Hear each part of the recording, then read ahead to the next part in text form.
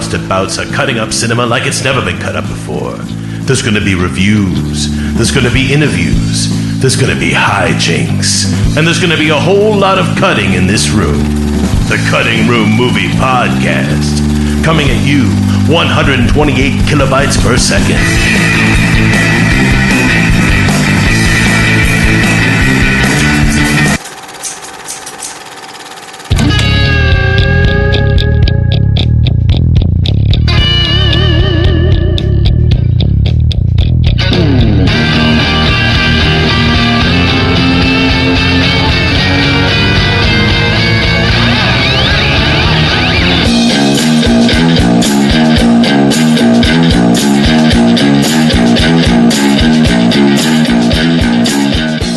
Season 6 of the Cutting Room Movie Podcast is underway. I am your host, Tom Detloff. Tonight, I have Joe Christiana, Max Cook, and Adam Shoulder. All three are here.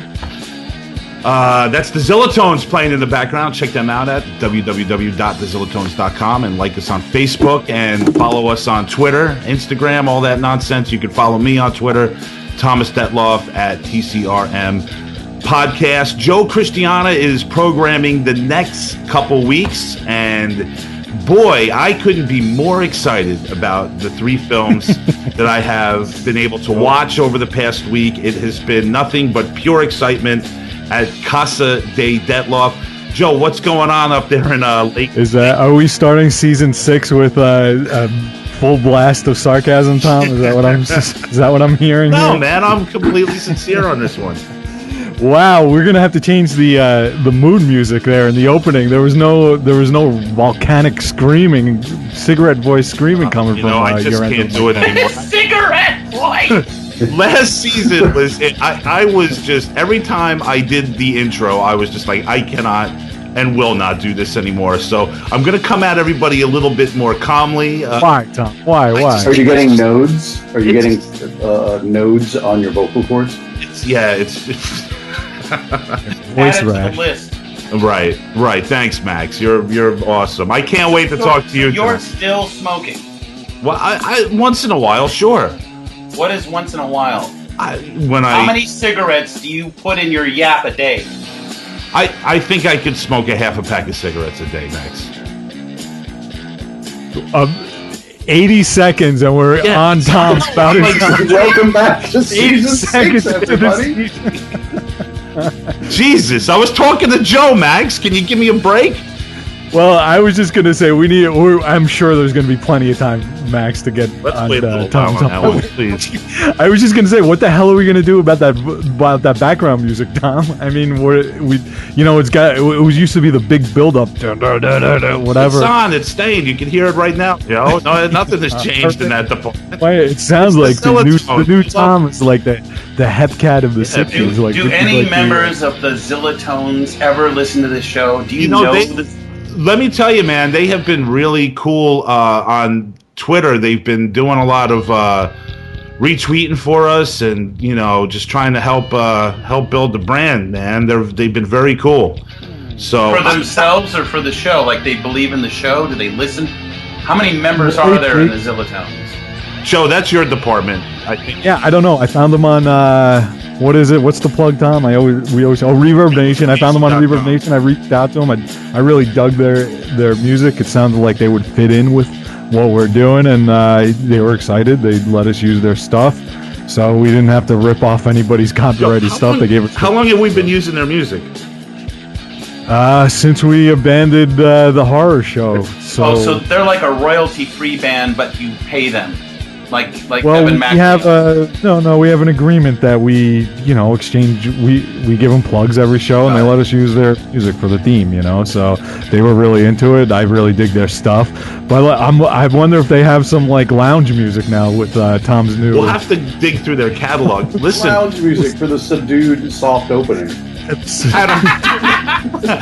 Adam, didn't you guys have like a house band on Mimosa? Who was that? The Four Postmen. The Four Postmen, all good friends of ours. We used to use their music a lot, and we would feature them on the show a lot. And then they eventually wrote both an opening and closing song for us. You had them on the show, right? many times. And they all listened to every episode. Right. Yeah, they- Well, Joe promised, like, the Zillatones, you know, he was like, yeah, you guys can come on and plug your music and we'll talk to you. Joe never had him on. I did ask him, but they're very non-responsive. I think that they're in Japan or something like that. So, well, Max, here we go. They're not Japanese. They're not Japanese. I think they might be Serbian. I don't know what the hell their story. They might be the guys Serbian. Wow, they're American, but they're in Japan. We have to get these guys on as much as I can gather. But here's the litmus test, Max. Zillatones, if you guys hear this, reach out to us and we'll have you on for this. We'll know, Max. We'll know if they are listening to the show because we're talking to them right now and we're asking them to contact us immediately. I am calling you out. Yes. I want to know each and every member's preference cinematically. I want to know if you use booty butt wipes. I want to know if you're a panty sniffer. Are there any girls in the band? I want information. I'm gathering information on you, Zillatones. Max needs the 411. So there it is, Zillatones, the gauntlet's down. Now, Tom, before I don't know what your new format is here or where this is going, but I did have a question because when I was down there over the summer, you were saying you were going to change the opening in the format, and you said you were going to do like a little sort of monologue. Yeah. piece. I think Like we're going to move in that direction ultimately, Joe. But this would have been the time to start. Tom, you should have wrote a little thing. Where's your about monologue, Tom? So it's. Tom, I thought. Here's what I thought. I get on. Hold on. Be quiet. I mean, excuse me. Very rude to tell the counselor to be quiet, Tom. No, oh my God. Listen, you guys are coming at me too much here. I'm telling you right now. You guys got to calm down. Oh, wow. We're excited. It's the start. I know you're excited, but Joe, I'm talking to Joe beforehand. I just told him that I had, a very horrible experience medically recently, and I'm just trying to get things together. And he's coming at me on air here with this monologue thing. As far as I know, this is a free-form discussion until you move it to something else. So I'm Tom, speaking while you're my sitting mind. there with the gout, you could be writing your opening monologue. That's what I thought. Here's what I thought, Max. Here's what I thought was going to happen. When he said that to me over the summer, I was like, oh, all right. We got the Detlef Diaries section on the website. What Tom is probably going to do is do like a little meditation, write a little essay, like a thematic sort of rant or something. Gout, something personal. A minute long, 90-second long about photography or whatever. Open up the show. Detlef Diaries, I remember those. Right. And then he would plug that. That would be a perfect sort of. Here's the thing too with that. I was thinking about this when I was writing my intro for the Salt of the Earth, which we're going to be talking about in a few minutes. I was like, is it too much? Because I feel like that in itself was a monologue. Like, you know what I'm saying? Host. You get two if you want, man. I can, right? Do whatever the fuck you want. If I was the host, I would definitely do it. But like I was saying, I would do it like make the opening like a 60-second thing, and then the review, or the intro is the intro. Gotcha. All right, I'm on it. Like the Tonight Show. Like, how about this Donald Trump? Can you believe this guy? Is it that kind of monologue? No, I just a little personal bit about what we're probably going to be getting into for the evening. Just a few thoughts about the theme or. I did it with the alien thing because we were doing summer block. So you did it. You're the best. You're the the greatest, Joe. Oh, by the way, Joe, congratulations on your book deal. Yeah, let's talk about that at some point. Awesome. Yeah, thank you. Yeah, really excited, man.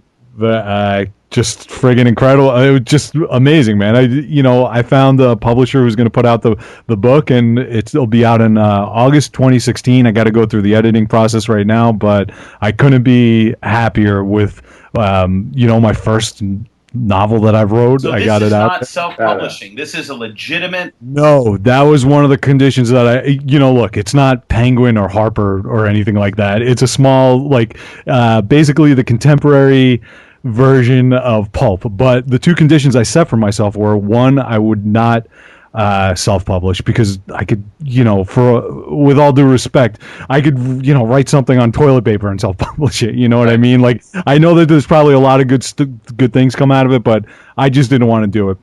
and I would not under any circumstances pay anybody any money whatsoever, because there's a lot of quote unquote vanity presses out there. Yes. And again, with all due respect, where you pay them. yes, they're making money off of authors, Right. and I've been in the indie film guerrilla thing for way too long to know that like you'll go down a road with these people and then they'll ask you for money. And I had that experience through the film stuff, Right. and I never paid anybody in the film stuff, except for there's film festivals, which are basically, there's all kinds of seedy shit and people exploiting and capitalizing on all that. So the answer is no, it's not self-published and it's not a vanity press. So I'm really excited, man. Congratulations, Joe. Nice. Really I'm Did they very give you a financial reward or anything, or is it just an agreement that they're going to get it out there? So yeah, it's like I said, it's a small press, so there's no advance, but they offered to free editing, obviously free cover,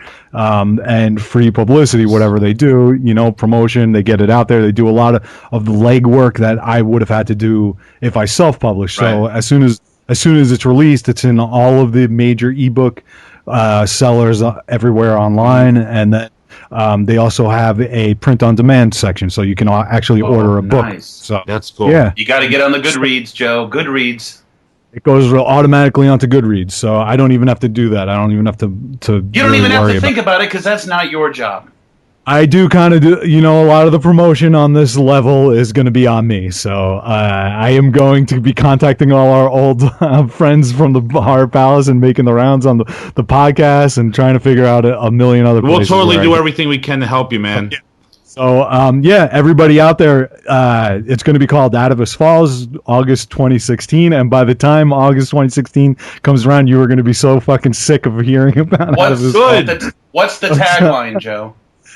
I'm not quite sure yet, but I think it's going to be something like Languages of Virus or something like that. So it's a really cool little monster story about a kid and a monster lurking in the woods. So Okay, there you go. as things unfold, I'll definitely be getting into it more. And thank you for bringing it up, Tom. Appreciate it. No problem. Joe, tell us about the theme the next 2 weeks here. What are we doing? The still, what did I call it? The photographic image. The photographic image. So we're doing Salt of the Earth tonight. Now, this is a film, a Wim Wenders production, which is cool. I'm going to introduce it in a couple minutes. And next week, we're doing a couple classics. We're doing Peeping Tom and Blow Up. So what's going on here with this, Joe? What inspired you? So I saw the Salt of the Earth movie, and I always tried. I think we all actually tried to get a new release to sort of sync up thematically Of course. with classics, right? Sometimes we can't quite do it, but this one just blew me away. It just moved me profoundly. Like these images of this guy, I was unfamiliar with his work, or at least I was unfamiliar with him, that he had taken some of the images that I was familiar with. But it just really moved the hell out of me just seeing this documentary. So just plugged in a couple of classics. All right, cool. Well, let's get things started. I'm going to do Salt of the Earth. It's a Wim Wenders production. So let's just get to it. Here I go.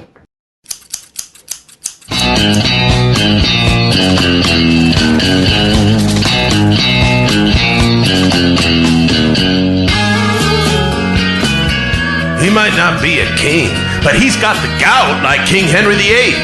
Please welcome the tobacco industry's leading advocate and our fearless leader, Mr. Tom. Knock your socks off, Detloff.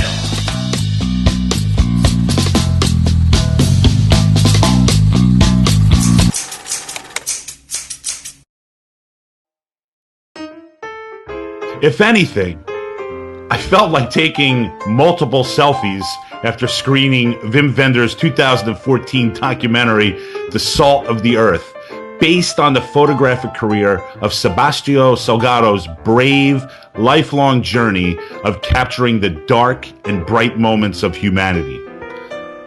I think there's nothing more captivating than shoving a camera inches from my ugly mug and making a silly face and letting the entire planet know just how insincere I am. Really, this is what we do. This is how we capture our hearts, our souls. Post it, baby. Post it and forget about it. Millions of meaningless photos. Billions. Trillions. Sadly, we just can't get enough, and it's just getting started, as men like Salgado will become dinosaurs while Madison from Texas uploads her latest lollipop-sucking, pigtail, backward hat, excessive makeup selfie that she only hopes gets double-digit likes on Instagram. And it probably will. It'll mean more to most people than any Salgado photo, and that's what I thought while I screened The Salt of the Earth. What does any of this mean to anyone except a few? There's no doubt The Salt of the Earth is a triumph into the heart of darkness. Wenders and Salgado's son co-direct an anthology of photos taken by Sebastião Salgado over decades that run from multiple continents, that stills many walks of life, from Africa to Mexico to Brazil to Kuwait. Salgado is at first a student while slowly learning his surroundings before becoming a master by photographing the spirit and sometimes lack of the human race. Studying a Salgado photo is as captivating as a Vermeer painting or a Rimbaud poem. It has beauty. It has rage. The best things he captures is the tirelessness in ourselves, the willingness to survive. And I think that's what interests Salgado the most, survival. There's a segment in this film that concentrates on the displacement of an Ethiopian community, and this will move you to no end. These photographs play over and over in your head for hours afterward. It's almost like witnessing life on another planet. I still can't believe tribal communities exist, as if Madison's cell phone does not exist. And this brings me back to my question. What does any of this mean?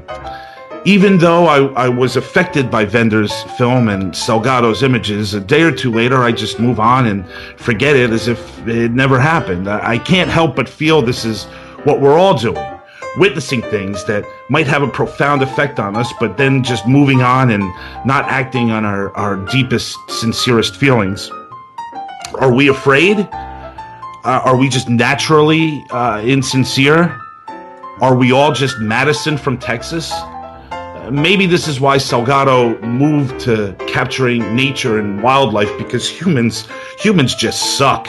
And he spent his entire life photographing them, and all he gets is war, displacement, and death.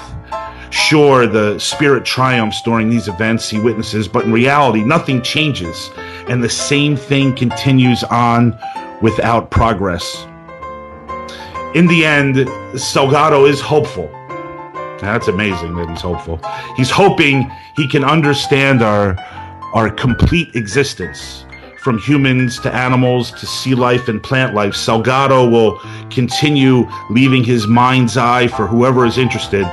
And not to be a Debbie Downer here, but I think that audience is dwindling as we are now programmed to witness hundreds and even thousands of still images on a daily basis, making it difficult and tiring to determine what is beautiful or meaningful. We're living in the de-evolution of the photographic image, and for Salgado, that might be a sad thing to realize. Okay, Salt of the Earth, 2014. Joe, we're back to Wim Wenders. Yeah, Wim Wenders. Really beautiful intro there, Tom. Probably one of your best, man. Nicely done, dude. Well written, man. Thank you very much. I appreciate that. This is why you're infuriating. Because you have all the fucking potential in the world and you don't do shit with it. And you just did something great with it. It was you had me in tears, Tom. Oh, wow. But instead you wind up being an asshole. Wow, So- how? Jesus Christ, Max. Jesus. Wow, Max. Come on, dude. I mean, that was so gorgeous, Tom. I mean, you nailed this film. I thought about that as I was watching the film, the selfie thing. Not only did you nail it, though, I mean, you with that intro, what you also did was put your own take on it, and you added to it, and you gave us your own unique perspective on it, what mattered to you about the film. So kudos. Yeah, well done. Very well done. Thank you, Adam. Thank you. I love you, Adam. Well, I love you too, Tom. That was good shit, man. But yeah, to your point, man, to your thesis in that, it's true, man. You see the beauty of these photographs, even no matter how ugly the subject matter is. You see that this guy has just a natural inclination, and he worked that into a mastery of his art form, and you realize that it is something to be mastered. It is a poem. It is a Vermeer or a Rimbaud, you know, like you had said. And to see the devaluation of that because of us being just desensitized and nerd by just the sheer amount of photography, you're absolutely right, man. I mean, it's changing the art form itself, you know? Yeah, so. What really captivated me with this Salgado guy is when I learned when I was watching the film that he puts himself in these surroundings and he studies them for a while, Joe. You know? Well, that's one of the things that I wrote down, actually, was one of the key things is that, you know, like any great artist, he became obsessed with it, which we'll actually see in the next two films that we talk about as well. And he followed his obsession to the point where he left his family, and he basically got lost, especially early in his career, for 7 or 8 or 10 years in South America. So, I mean, he followed his obsession, and that's something to admire and to awe at, that, you know, a guy who is pursuing an art form and just is willing to abandon absolutely everything and sacrifice everything for that art form. Joe, you know, this is probably a difficult question to answer, but I mean, is a man like Salgado, I mean, is this the last? Is he the last of a dying breed?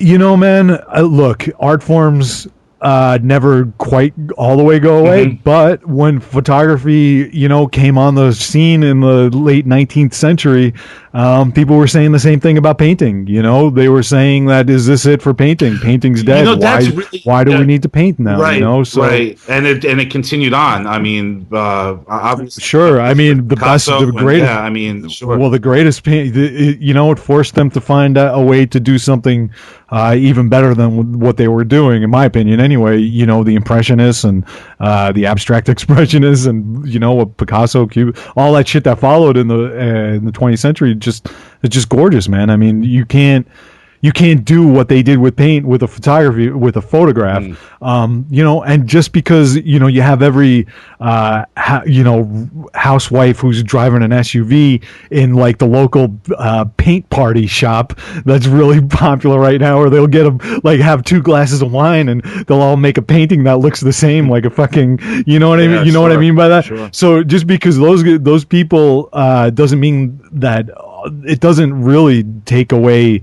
It doesn't destroy utterly the act of painting or the art of painting itself, just the same way that these friggin' morons who are obsessed with shoving their phones in their faces 24 hours a day isn't going to really destroy what people like Salgado do, because those people who are taking the selfies don't have the balls or the courage to chase their image and their obsession around to better the planet, to offer in a creative way. Yeah, they're not moving at all. Sure. Well, then my question is that are they going to be so distracted by all that shit that they don't notice when the next great one, you know, comes along? And that's what I'm getting at, I think, Adam. And this is what I'm trying to get at of Joe. And he, you know, that the world is changing so much that it is that possible? You know, is it possible that we just, you know, we could move into a culture where we don't see great art anymore?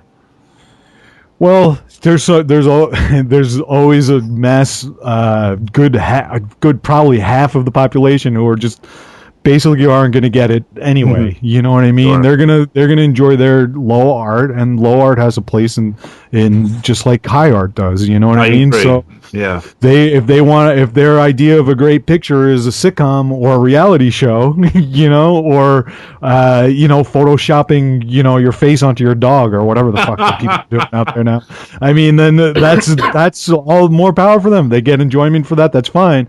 What these people, photojournalists, are doing is something completely different. So, I don't think. Yes, I mean it takes away the power of it to an extent, but I don't think it will ever completely devalue it. Because So- I was thinking, I mean, listen, I was moved by his images, and they were very powerful. And but still, I'm like looking, I'm on the computer, and you're looking at pictures all day. I mean, it's insane how many photos you're looking at, and it just worries me that something like what he does. Okay, so let me tell you. Let me ask you this. The reaction that I had, I saw this twice. I saw it the first time I programmed, and then I watched it again with my wife.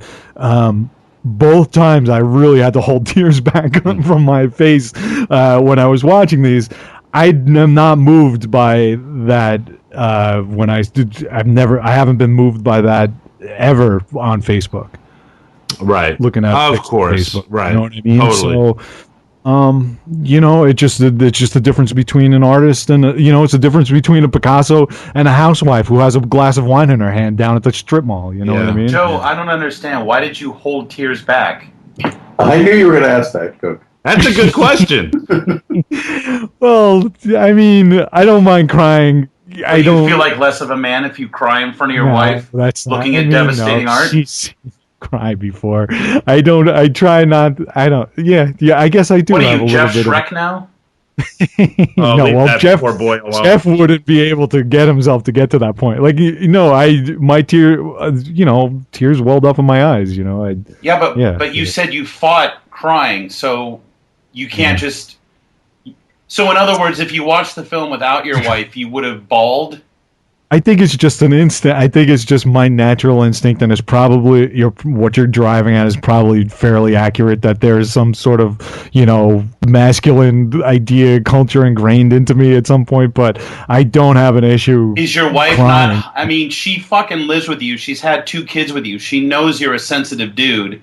Yes, of So course. what? She's going to have a problem if you suddenly cry at Well, Salgado's. she knew that. Well, look, my wife and I have a very here we go. It's My wife fine, and I have a it's very close relationship. So she knew very well where I was at.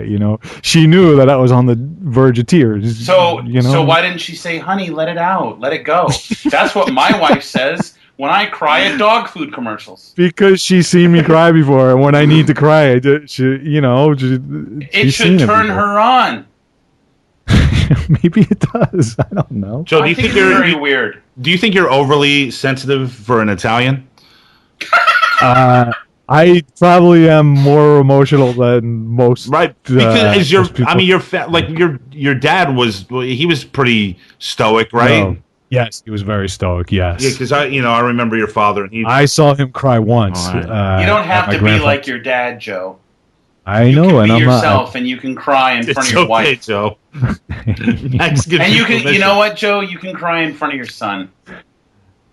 And I have. I don't blubber though. I blubber. No, So I'm caught somewhere. I'm not like a leaky mess all over the place. I try to contain my emotion to some extent. Why? If you I contain don't your know. emotion, you know what's going to happen, Joe? You're going to get hemorrhoids. Yeah, or turn into Billy. Or Jeff. Yeah, Adam, worse. Adam, can you offer a leavening viewpoint here Yeah, as far as absolutely. Yeah, tears are a sign of weakness. There you see? Sort of sign of- Adam, see me cry at Jackass. That's ridiculous. I've cried at the Eric Operation. It's true. Right. It's all true. So there's got to be some kind of line, I mean, do you cry if you get stuck in the elevator, Max? If I got I stuck mean, in an elevator, Joe, I don't. I mean, Depends very who's in- sad. And you're upset and you're angry. Why don't you just start crying? Why don't you just let it out and start I crying? cry all the time. He does. He cried I'm after like my. fucking Rod Steiger and Dustin Hoffman. Like all He the time. cried, Joe. He cried after my Jackass review. I don't know a single human that cries more than Max. I cry all the time. And does your wife get turned on by your crying? No, You're- she usually smiles like a little sweet smile, and she always goes whip whip for the Kleenex and just hands it over. Oh, She boy. knows she can Like a anticipate machine. like a machine. She can anticipate when I'm about to fall apart. Whip whip. It's always 2 sheets, and she just hands it over. Does she do any crying? Well, you know, she did cry recently. Really? What was it? Yeah. She's like the ice queen. Oh, it was just we're reading through plays together now, like we're practicing cold reading, and we read A.R. Gurney's Love Letters. It's a play between a man and a woman through time, and they're sending letters to each other, and they never wind up together.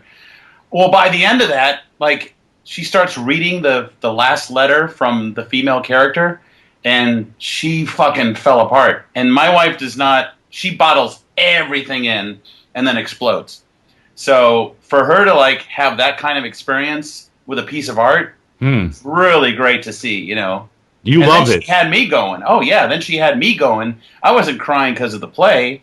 I was crying because she was crying. It's like, honey, you're crying. And then we sat there and we cried together. Hey, Joe. There was a running thing. There must have been at least, I don't know how many, probably 50% of our mimosas were Max would cry. Oh, so embarrassing. I was so sad that when I was on that mimosa that time, there was no crying. No tears on that one. No tears. Why? Oh my God. When we interviewed my high school drama teacher, I Soft. completely fell the fuck apart. And I Soft. said, Adam, we cannot put this out there. And he cut the chunk where I Under protest, by the way. I cut it under protest. I couldn't talk. Oh my God. Hey, Joe, do you think Max has ever cried during sex? Oh, that's a good question. Have you ever cried during Don't sex? ask him. I want to know what you think, and then he can answer the. Yes, I do. Yes, I do. I think so. Here's what I picture. Like Max and his high school girlfriend, they both have to go to different colleges, and they're gonna sleep together one last time. And Max is so sensitive, he starts bawling because the last time that they sleep together. I think he could just naturally just find, like, I could see him like just crying because it's just such a beautifully passionate. Listen to Tom make. I'm an actor, for God's sake. I gotta be in touch with my emotion. Romantic like setting. Like I could just see him just really just the tear shedding and the caressing, and he just finds the situation so beautiful, and life is just so good in that situation. Yes. Oh, I'm looking right into your soul, baby, as I'm inside you. You're so beautiful. Oh, excuse me. Jesus Christ. It all just comes out. Adam, what's your cry factor? Oh, that was funny.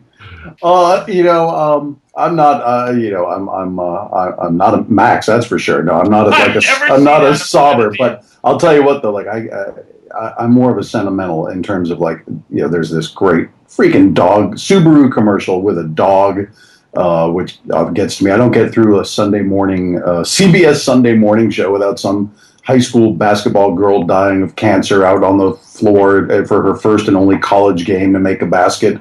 That stuff always gets to me. But I'm not a sobber. It'll be the getting misty tears rolling down the cheeks kind of thing. Max, life is too good for Adam, right? Oh, yeah. I got nothing to be sad about. Boom. You guys, Miley Cyrus performed a song on SNL the other night, sitting down at the piano, and I was a blithering wreck. Oh my God. That's pathetic. I'm so unimpressed. Did you cry during this movie, Max? Yes. You did. This film, first of all, this Wim Wenders, thank God he came out of the fucking woodwork again, because where's he been? But this documentary has a 3-act structure. The first Yeah. act is us getting to know this fucking guy because I had no idea who the hell he was. Right. So we had his life. It's like, wow, this guy's been through some shit already. Second act is his embeddedness in the worst of humanity. All of the death, all of the destruction, all of the destroying, all of the horrible things he saw till he got to the point where I had to put my camera down and cry. He said it. And then it was too much. Third act is nature and his ascension and the fact that he got to that level, but he had to go through the worst of us and the worst of the planet. And listen, when I'm looking at that middle act, that's where I usually stay. This is what we are. This is all we are. We are shit. We've destroyed this fucking planet. We are doomed. This is it. By the time the third act rolled around and he's taking pictures of nature and the gorillas and the tribes and the indigenous people, and I suddenly felt hope inside me. That's what made me emotional. Not the death. Oh, it was that's the funny, actual man. hope. It was like That's funny, man. I had almost the exact opposite reaction. So I don't mean to interrupt you there. But I understand what you said, but one of the things that I wrote down was that our like desire and our sort of pleasure, a masochistic pleasure at looking at terrible things and awful things, overshadowed the hope for me in this film. That was the only problem I actually had with it, is that I couldn't get past that. Really? Because Max is right. I mean, by the time the third act starts to reveal itself, and I mentioned it too in my intro, is that, like, you know, there's this Salgado just clings to this hopefulness, and like it's so obvious that Wenders captures Salgado. They were very wise to get Wenders to take this on, but yeah, I just could not get past that. The Ethiopia and the Conga, I just couldn't, man. I couldn't even see what he was doing. You know, like in my life, I practice that in my life. Like I try not to like harp and like obsess on the horror and the misery, right, and look for hope. You know what I mean? You're like not every into day. Animals. Oh, I'm certainly into nature. Yeah, but you're not into animals, Joe. I am into. I saw you push Malcolm away. Oh my gosh! Did you push Malcolm, Joe? I didn't push him.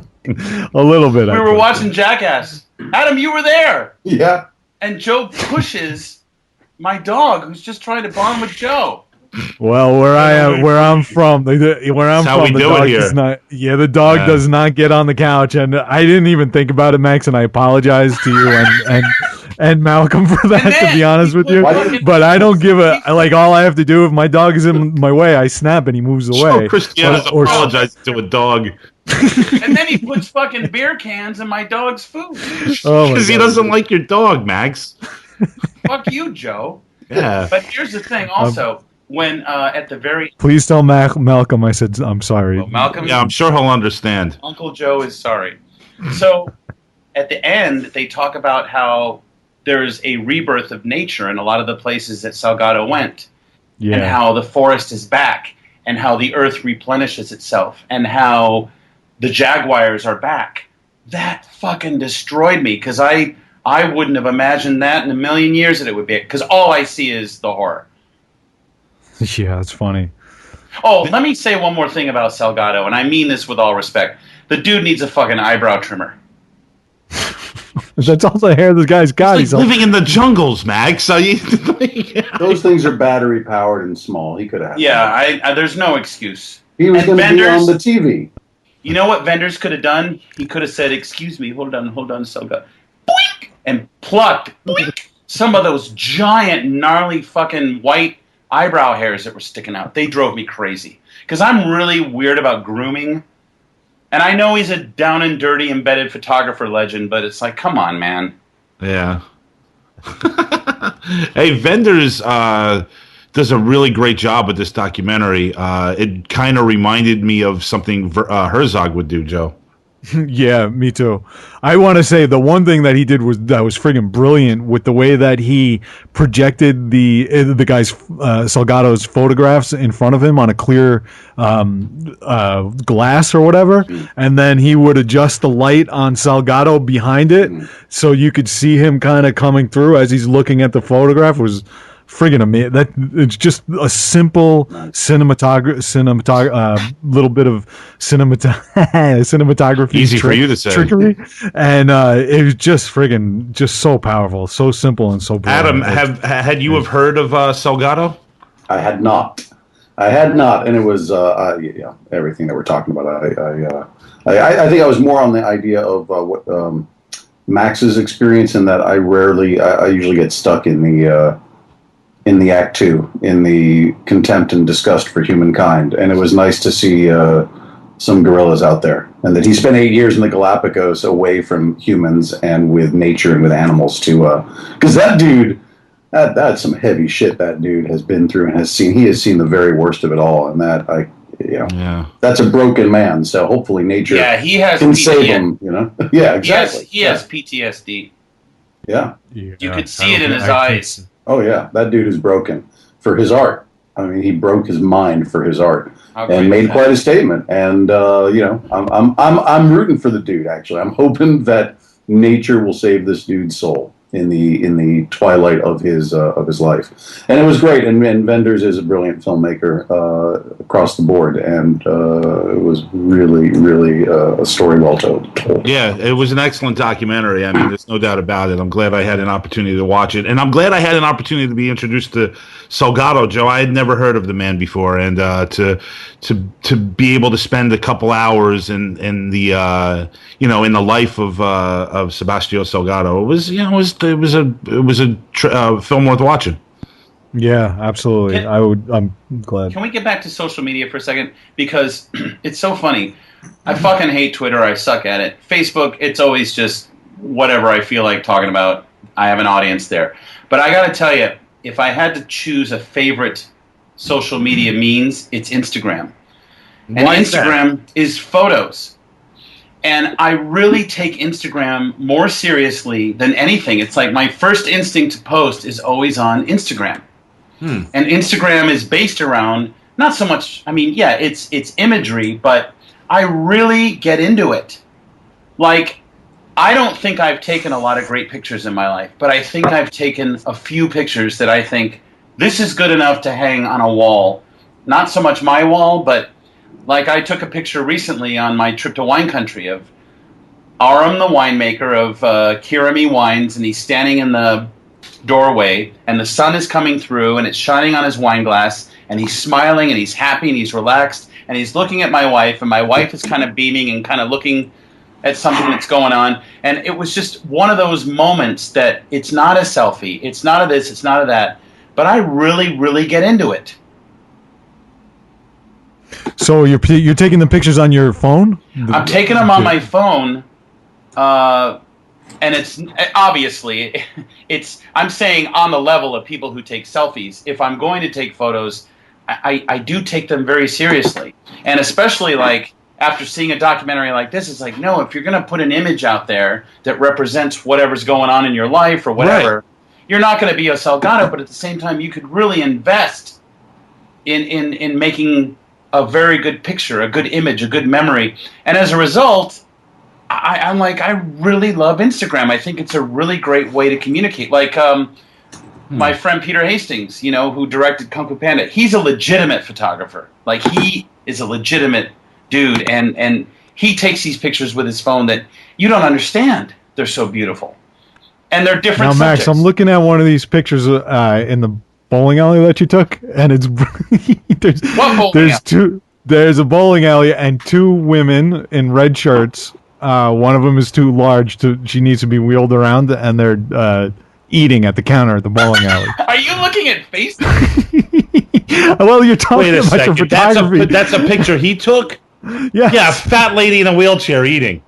That's my other round of. Okay, now here's one of a. What? Here's a picture that you took called Black Mamba about maximum power. It's a package of I don't even know what. Oh, you're talking about my Porn Alley series. Your Porn Alley series. Oh yeah, well that's a whole other series. See, I'm gonna have. It's kind of like Salgado's Workers exactly collection. Hey, listen, absolutely, it's a social commentary. Nice. Listen, I actually really love photography, and I have a Deanne Arbus book that I look at all the time. Like, I have my art books that I pull out, and I'm much more moved by, I don't know, like Robert Mapplethorpe. You guys ever seen his shit before? Mm-hmm. I mean, it's just amazing stuff. And Deanne Arbus, man, she used to photograph sideshow freaks. And mental patients in mental hospitals. Yeah. Yep. I'm sorry. I just got that. Shit. That's the stuff I want to look at. I just sent Tom one of Max's masterpieces. I'm not saying I'm a masterpiece photographer. Max, you're really good at this. Maybe we should make a documentary about you. Fuck you. I gotta post this one on. I'll post this one on the show post. Holy shit! It's exactly what I was describing in my intro. That's what you walked away with. Horrible. It's a picture of Max taking a selfie from below the spread crotch of, I guess, Oh, yeah! The world's tallest whore. No, that doesn't count. Oh my God.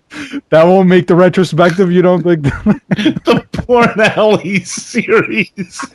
It actually is a nice picture for what it is. I mean, it really is, actually. No, Adam, I agree with you, though, with Max's Porn Alley series. I think it is good social commentary. That I'm telling I you, do. seriously, put that in a coffee table book, and that thing. Yeah, it's good. Yeah, I always, whenever I just see like the pavement in a box of something, I get, and it's on Max's feed, I get really excited. I get tears well up in my eyes, and I have to hold them back. You fight them off. I fight them back. Like the gold mine at Cerro Pilata, right, Joe? Yeah. All right, guys. Thanks a lot for doing Salt of the Earth. We're going to be back next week. Listen, on the next show, we're going to talk about when Joe went down to see Tom and they hung out for a weekend. Oh, Yeah, it's the first show of the season here. We haven't even caught up on how summers were for everyone. We didn't have our summer report. What I did over our summer break for crying out. Well, definitely, Joe. We'll do it next week. We'll touch on that.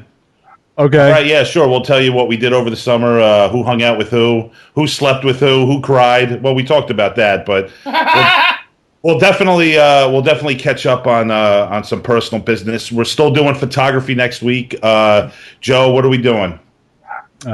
Blow Up.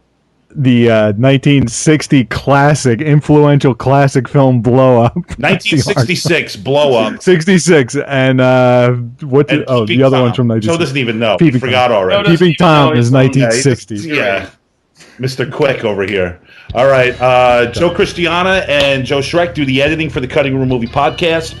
It's brought to you by Christiana Productions and New Media Limited. I'd also like to thank our social networker, Jeremy Garcia. Check his podcast out, Dartboard Cinema. He does a lot of great work for us, and he keeps us active and alive over on Facebook and Twitter, where you could follow and like us and all that craziness. You know, the music. Has Jeremy gotten a job yet? I don't know, but we'll have Jeremy on at some point this season. We'll catch up with Jeremy, and we'll see what's up with that kid. Where does he live, Ohio, Joe? Did he just move? Did he say he just moved? Oh, what? I don't know. Yeah, it was Ohio. I thought he moved somewhere, but I don't know where. He'll post the weirdest, like, well, there it is. Like, that's his update. It's like, huh? Yeah, I guess not. I guess not. Like, those are his updates. And then he'll post something interesting. I'm like, what are you doing? Right. He needs to be more selective. He needs to be more selective. He needs to think about. He needs to treat Facebook as like an artistic expression. But maybe that is his artistic expression. I think he doesn't sleep. Yeah, he needs to get some sleep. He needs to get some sleep, man. That is and he needs to do his laundry. And stop wearing shirts with wolves on them, Jeremy. The Zillatones do the music. www.thezillatones.com or search for them on Reverb Nation. Next week, Blow Up. Peeping Tom. Max is doing Peeping Tom. Adam has Blow Up. We'll be back then. We're over and we're out. Ciao.